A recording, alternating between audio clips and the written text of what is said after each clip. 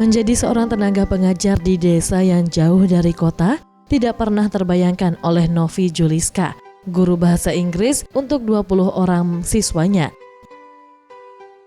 yang tergabung dalam program CSR TGS JPJOK di Desa Makartitama, Kecamatan Paninjauan, Kabupaten Ogan Komering Ulu. Menurut Bu Novi yang merupakan sapaan akrab para siswanya mengungkapkan, ia telah mengajar sejak 3 bulan terakhir bersama satu orang temannya. Menurutnya mengajar di satu desa merupakan kebanggaan untuk dirinya.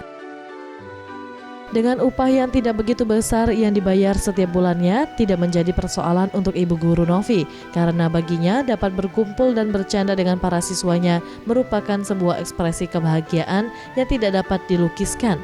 Dengan melihat mereka belajar berbicara bahasa Inggris serta datang dengan semangat ingin belajar di saat kondisi cuaca panas dan hujan, para siswa ini tetap hadir dan mengikuti pelajaran tanpa ada keluhan.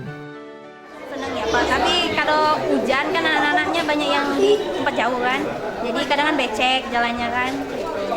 Kalau dari penghasilan sendiri bayar atau?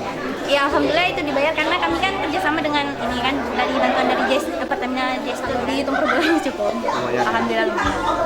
Kalau melihat animo anak-anak sendiri belajar di sini gimana? Alhamdulillah animo masyarakat di sini membantu karena anak-anaknya diantarkan ke sini untuk belajar kan. Jadi kami kerjasama juga dengan SD sama SMP. Jadi muridnya bukan hanya SD tapi SMP juga. Respon orang tua gimana? Sangat mendukung, alhamdulillah sangat mendukung. Sudah berapa lama ngajar Pak?